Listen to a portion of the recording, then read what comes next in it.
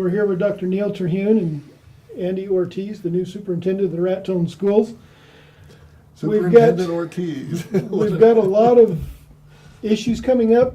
The budget is probably the biggest one that you're going to have to deal with.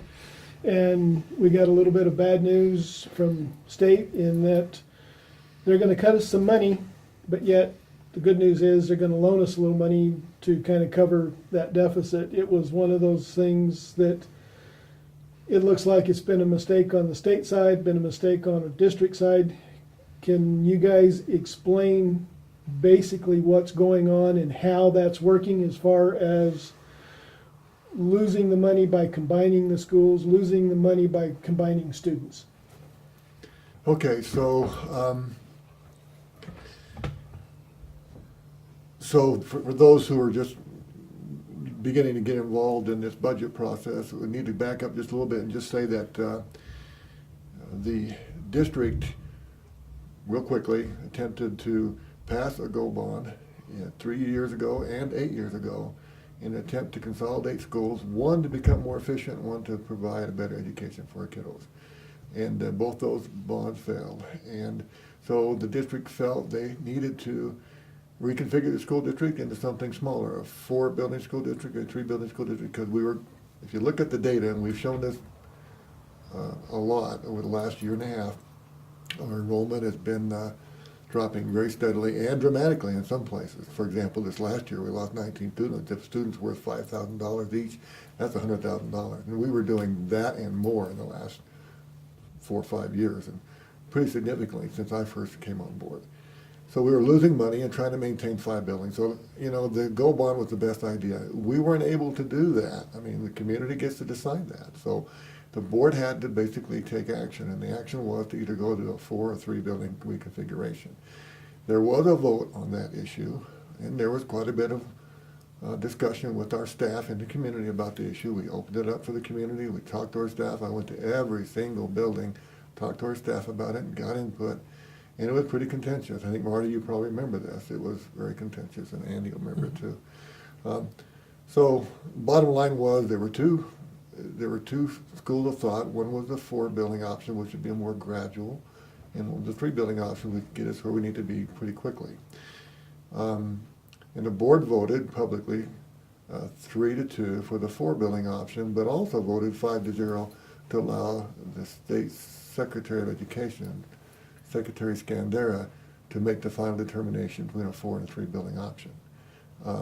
And I fell on the side of a 3-building option because I felt efficiency was important and I felt we could have more savings. I felt the savings for a 4-building option was minimal and would just delay the inevitable. And so I wanted to go with the 3-building option.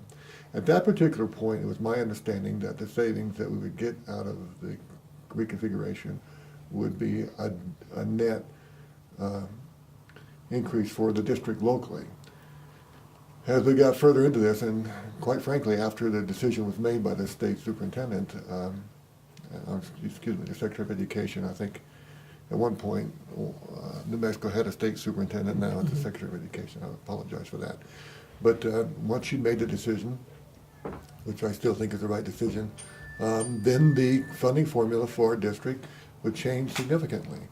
And so the document we received back from the state of New Mexico was that we would lose $382,000 in size units. The savings we projected was between $700,000 and $800,000. So we thought, well, from my standpoint, from where I'm sitting in a chair, from the board sitting in their chairs, that's a $400,000 increase that we could use to improve our school. Well, once we got into the budget process this spring, we found out that there was an additional factor called size unit for the high school. When we moved what happened was when we moved the junior high to the high school, it increased the number of kids in that school, and based on the state's funding formula for schools that have around 400 kids, that's considered inefficient a number, and so we get less money. That I did not know. I should have known. The state did not tell us. They admit that they made that mistake. Quite frankly, there are a lot of folks in this system that probably should have known that was going to happen, but I take responsibility for that. So we lost another $500,000. Now, in addition to that, Marty, we lost about $250,000 on special ed. size unit. We lost money in kindergarten size unit. And we lost money in overall enrollment, like I said earlier. So you put it all together, it's $1.2 million we lost over last year. So we had saved the $800,000 to $900,000 we thought we were going to save. That happened. And we took that and put it into the budget, and we were still $300,000, $400,000 short. We went to the state and said, what can we do? They apologized for their mistake, and they said, we will help you. We'll give you the difference, the $400,000, actually $385,000. And that will get you this next year, but you've got to learn how to live on a budget within the state of New Mexico designed for a school of 925 kids with 3 buildings. That's the bottom line. We'll give you help this year, we'll give you a little help next year, and after that you've got to do like everybody else. So that's about as short a summary as I can give you on what has happened, okay? And I apologize if that seemed a little bit long or complicated, but that's what happened. Well, the New Mexico school funding is a complicated way of doing things. It's not real straightforward. It's based on numbers. It's based on school sizes. And we fell into that issue. Yeah, you know, there aren't many people that know what we have discovered in this process. I went to New Mexico boot camp for finance training as 1 week, 40 hours. They didn't have a clue what I was talking about. They had to go research it. Like I said, Paul Aguilar staff missed it. I missed it. Lita missed it. We've got a board member been on 14 years that have been to, approving budgets for 14 years and been to the spring conference probably every year. He didn't catch it. I mean, we just didn't catch it, and it's something that I should have known as a superintendent. I'm not going to back away from that. It's my responsibility to know, but I did not. I depend on experts to inform me as well, but ultimately it's my job to know, and I did not. We're here at the end of the school year. You start preparing for next year. We've got a few teachers that are going to probably retire this year, a few that have talked about moving. And with Andy leaving Longfellow, you're in look for a replacement for him. How's that all going to fall together this year? How's it going to fall together this summer, I guess I should say, is you plan to be ready to go to school back in August? Well, we're just looking at what teachers are going to be leaving us, and some of those teachers we're going to fill a position, but some of those teachers we will not fill positions to save money.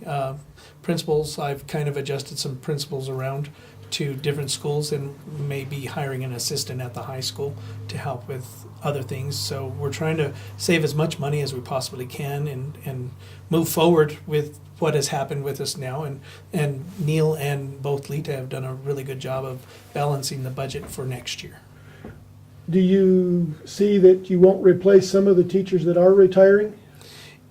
Again, right now, Marty, it's hard to say. It just depends who is retiring. I don't know of anyone right now that has put any retirement in without, I've had a few resignations, but not anyone that's retiring. Again, we would have to look at that to the specific position of how much we really, if it's a high school position that deals with credits and stuff, we have to really look very diligently at that. But other areas, if we feel that that's an area that we can live without and combine classes, we can do that. We've had 1 year under the school consolidation. How has it worked? It's worked fairly well. I think we've all adjusted to having more kids in our schools and at different areas. And I feel like we took a lot of big giant steps at the beginning, and now we've kind of eased our way through the whole consolidation, and it's just a process now of continuing to move on to the next step of continuing to make people comfortable in their buildings, making sure we can have kids adjust, and it's just going to be another process that we have to follow for the next year. But I feel that it's gone fairly well this year. You've got to hire a couple new coaches. You've got other teachers that are looking at different things, and of course, that's going to be decided over the summer, right? We've got, I know the coaching, some of the basketball coaching position has been put out a while back. I don't know if they're, who is put in, I haven't looked at any of those applications. That would be for the high school principal and our. I think Michelle Boone was approved. Oh, Michelle. For the girls' Oh, was she? basketball I coach. didn't know that. I signed that yesterday, I think. Oh, okay. So we have a head girls basketball coach, which would be Michelle Boone. She was an assistant this year. And so again, Marty, will have to take a look at applicants and go from there. The budget process will start again shortly after the 1st of January next year. You know you're going to be down a little bit money. What does enrollment look like at this point for the coming year? And I know it's hard to even guess at what the kindergarten is going to look like the year after that, but do we see a continued decline in our enrollment? If you look at the statistics over the past 5 years, like Neal mentioned, we have seen a decline every year. I mean, it's just, and you and I have talked about all of our jobs here in Raton, and there aren't a lot of jobs in Raton. We're hoping maybe that will change for us, but we do see a decline every year. Our kindergarten class for next year, we're taking registrations right now, and we haven't seen a lot of people come in. Again, that doesn't mean that we won't have a lot of registration. In the years past, they've come in August to register their kids. So again, it's hard to tell with kindergarten, but throughout our whole district, we've seen a decline. What have we seen as far as kids going to Des Moines and Maxwell? I know there are a few that have done that, but has it been a big number? Not a big number. I think you'll always have people that will want to go to the smaller school districts, Des Moines and Maxwell, and that's fine. You know, parents have the right to put their kids where they want to. And again, we see a lot of those kids come back to Raton. So we really do see a lot of those kids come back. So again, I couldn't tell you numbers on that, Marty. I don't have them in front of me, or who's in Des Moines or Maxwell and stuff like that. But we do have kids that do go to those schools. I actually tease some of my fellow superintendents in the area if they're recruiting our kids out of here, and they won't give me their numbers either. So, Coming up for this school year, Andy, you have mentioned budgets are not a real strong point for you, but what other things are you going to look at to kind of bring the school maybe a little more cohesiveness, get more parents involved in the schools? Because quite frankly, that's been a complaint for the past few years, is that trying to get parents involved in the school has been very difficult. Well, I think we've tried a lot of different things this year, even in Longfellow and at all the schools. We've started doing more parent-teacher conferences with those parents to get them comfortable coming. It's more or less, it's not that they don't want to come into schools, but I think they feel uncomfortable coming into schools, and we've got to change that climate for parents and let them know that it's okay, come on in, we want you to see what we're doing. And those are the things that we have to look at. We have to look at getting all of our teachers more cohesive with each other, working harder together for our main common goal of educating students. And that's going to be a challenge, but at the same time, I think it's going to be a good thing, because I think we can fulfill those things as time goes on. There's a couple of projects up around the high school that the FFA or welding class is going to take on this summer. Do you see that maybe as a way to branch out even further, get more of the kids involved in keeping the campus up, taking a little bit of pride in the campus? Well, and I think it is, and I think that was one of Neal's goals when he came to Raton. I remember him talking to us the first year he was here about beautifying the high school. He took the fence down around the high school. We want to make it more welcoming and look a lot more appealing to people. And that all starts out with the community getting together, trying to help each other. But if we continue to have pride in our schools and build them up to have cleaner schools, have trash pickup days, stuff like that, we can pull our community together. It makes a difference in our community. So I think we can do those things. And as part of the budget, you're kind of tight when it comes to janitors and making all that work as well. And they need the help. Oh, they do. Stuff. They actually do, and I got to commend all of our janitors and our custodians. They do a wonderful job with the limited resources that we try to give them, and so we're still continuing to work with our custodians and make sure that they understand that they do a very vital job for our schools, and we have to continue to work with them and kind of help them as much as we can. Neal, as you prepare to hand over the keys, what kind of what advice do you have for Andy? well, if I just might take just a moment to put a plug in for our teachers. You know, there has been a lot of turbulence and change in the last several years. They have had to deal with, we have all had to deal with, and I think I'm speaking for administrators as well, the state level changes in, for example, the evaluations and in the Common Core and all of these things, I mean, they're not just things you just flip a switch and say, now we're going to do an evaluation this way. We're not going to do it the old way. You don't flip a switch and just put Common Core in your classroom the next day. This takes years of putting together a platform so that it can be done in a good way. And these teachers were up against that. And then, for example, the high school, 4 principals in 4 years, going all the way back to Sparaco, and then the superintendent coming in and being required to make these huge changes to the reconfiguration, dealing with that, and then losing some of their, their best friends and principals that they had for 30 years, and their families. These things were big, big things for our staff. And yet, through it all, our teachers managed to come to school each day and teach our kids, and test scores have even gone up. Not as much as we'd like to see, but based on the intrusion of all of these things in their lives, they've still managed to come to work each day, and our test scores improved modestly over the last 3 years. And you know what? You can't say enough for our teachers. I know I'm not their best friend right now. I hope Andy will be, but they deserve all the accolades in the world and a shout out for what they have done, coming to work every day and making it happen. We have a pretty good board too. They're very well intentioned. We had our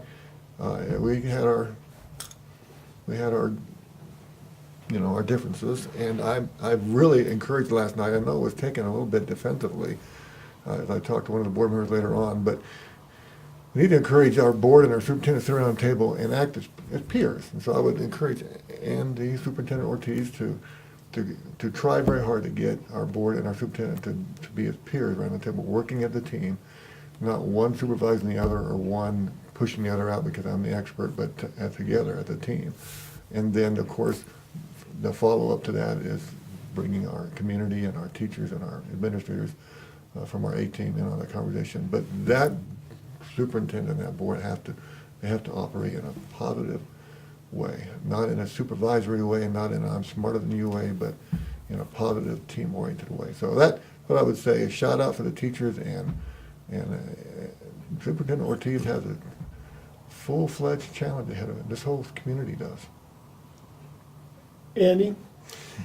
As Neal said, it's a challenge, and I've said it's going to be a difficult challenge with budget and other things like that. But we always have to make sure we focus on the main reason why we're here, and it's for our students, and how can we make them lifelong learners, and how we can help them be successful in their own lives, whether they go to college, they go to the military, or they have a career right as soon as they get out of high school. We have to prepare them for those specific goals that we intend them to be successful at. And I think that's our main intention. If we can focus all of our energy on that, I think things will be all right.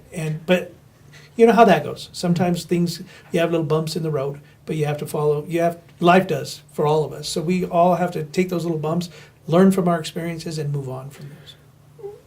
We don't hear a lot about Longfellow. The comment that I heard today was that you don't hear a lot about Andy and Longfellow because he makes things work.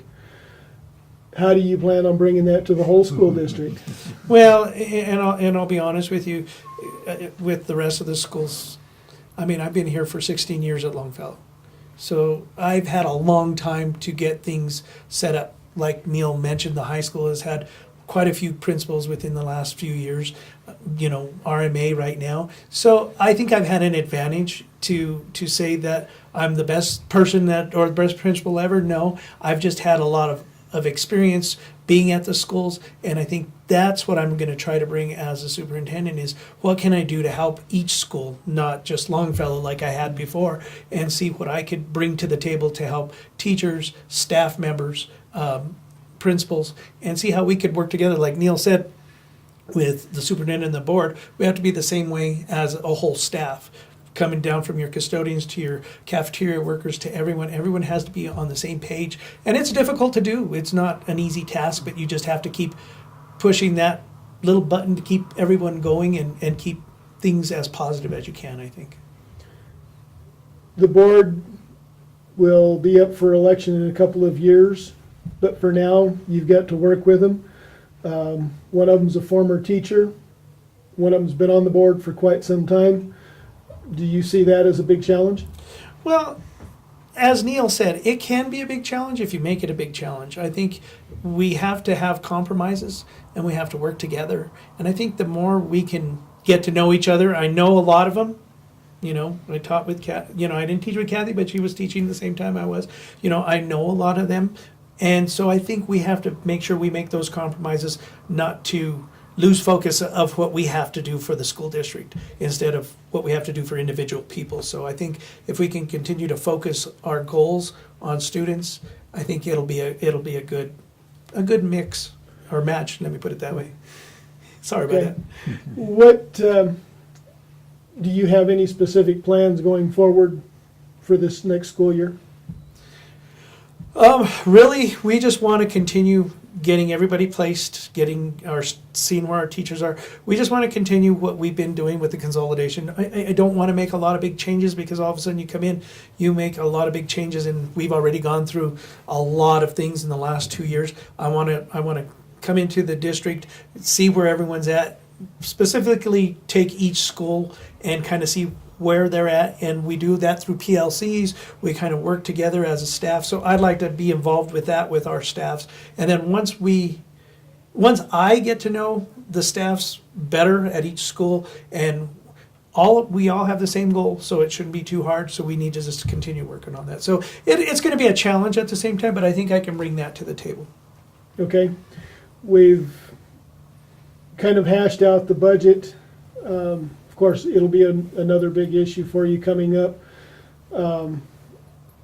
There's been the mistakes on both sides, but at this point, where do we go forward with the budget? I mean, the state's going to give us a little bit of money, and we're going to have to learn to live within our budget.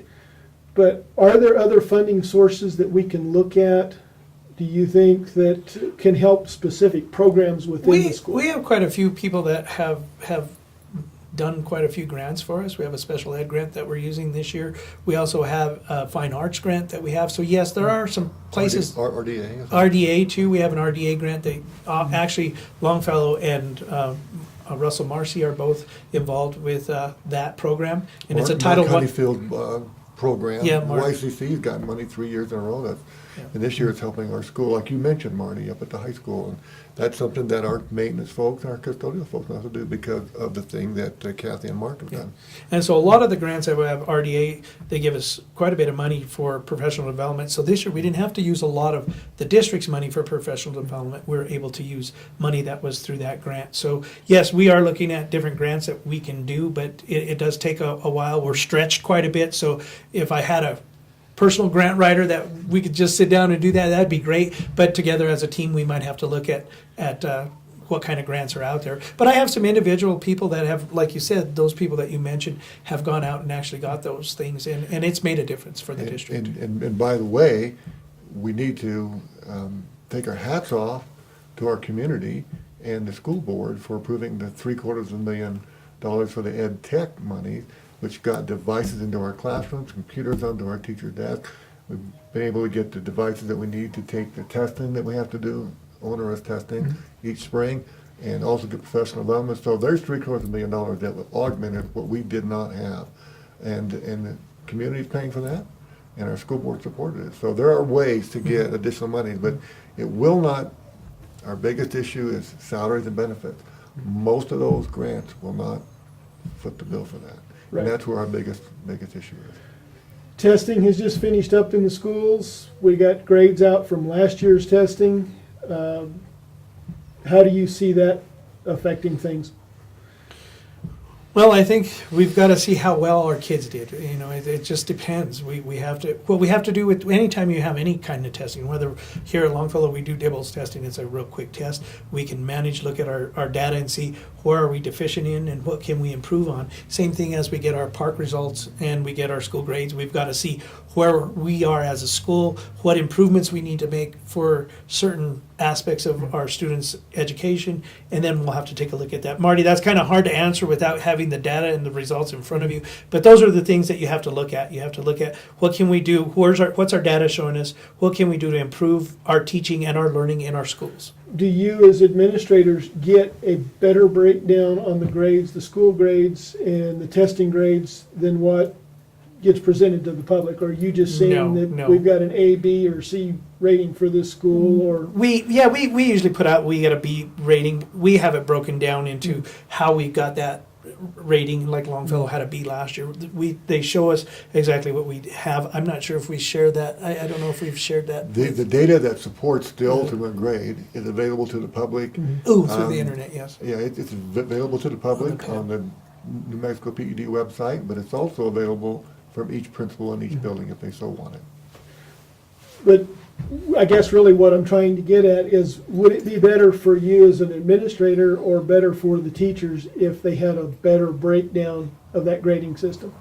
Well, and I think, if it was a little bit more intricate than what we get sometimes, but I feel that once we get those grades out and they show you certain aspects of how you were graded, I think as a PLC, you then tend to look at your data that you have and kind of look at it. You have to have a good PLC program, and I think we've built that in the last 3 years. Maybe you might explain what a PLC is. Okay, professional learning community, and that's where that's where teachers get together and we cohesively work on how can we improve instruction, how do we improve data, and we have those good conversations on what we have to do to help students learn. Wednesday after school primarily, and then there are some days during the year that we use as well.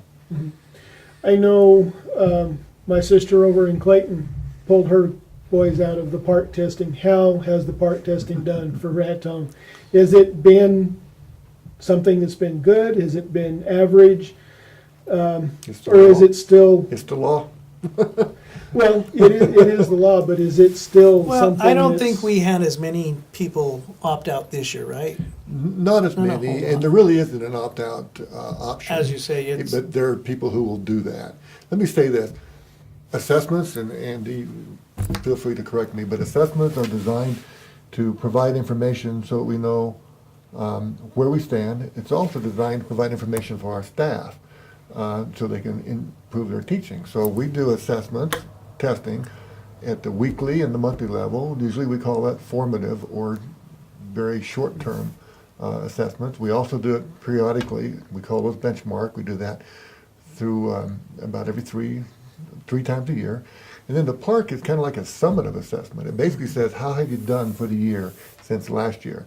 And that information is good information for our staff. It's not very helpful on a day-to-day basis because we only get it once a year. But it's good for staff to know. So testing can be good. Assessments can be good. It can also be intrusive and take away from your instructional time. You're going to have people on both sides of that, and they do now. At this particular point in time, it's the law, so we do it. So it can be good, it can be bad, Yes. my answer. Okay. Moving forward, is there anything else that you'd like to add? Tell the folks of Raton that we're going to try to do moving forward with the school systems. I think one of the things that our community needs to know is that the schools are always there for their children, that we're there to help. And we would really like to see more involvement and people really getting involved with their students' education, not only just coming to the school, but working with students at home to help them to be lifelong learners, because the first teachers are parents. And I feel that with our community, and if we can support that going on, and that's a goal, can we get more people to help us? And we need to be more informative also, and maybe get more information out to parents to help them in that aspect too. And I think that's one of the things that we need to look forward towards with a new school year coming along, and just work with the community and work with our students. Are discipline issues a problem within the school that you would like to have more parent involvement in as well? Well, and I think it's I always don't have any discipline issues, do we? No, hardly at all.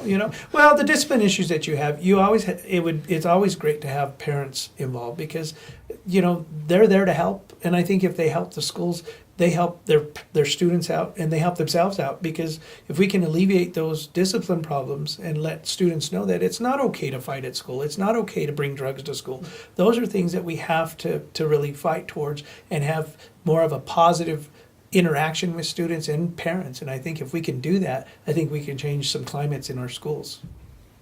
So basically, it boils down to more parent involvement. Well, it does, but it also deals with a lot of our own staff, working hard, which they do work hard to make sure that we talk to parents, make sure that we converse with parents, and make sure that if there's a problem, let's hit the problem when it's this small instead of this big. And so I think that makes a difference if we can do that. So it's not just on parents, and I don't want to make it seem like I'm putting everything on parents. I think it's us together, all working together as, can we communicate? Can we help each other? How can we help each other in different ways? And I think that's the most important thing that we have to look towards. If a student is sitting right there, and the principal, the teacher, and the mother are sitting, and the father are sitting over here, I think the student's going to get the idea that behavior needs to get better. If you have opposing sides, it becomes an issue. So it's a team effort, as Superintendent Ortiz is saying. So as the saying goes, it takes a community to raise a child, and that's what we need to work. Yes, and that's what we need to work towards. And I'm hoping we can do it in a positive fashion and keep moving on to bigger and better things that we can do to help the schools. Okay, thank you guys. Thank you. Betcha. You're welcome.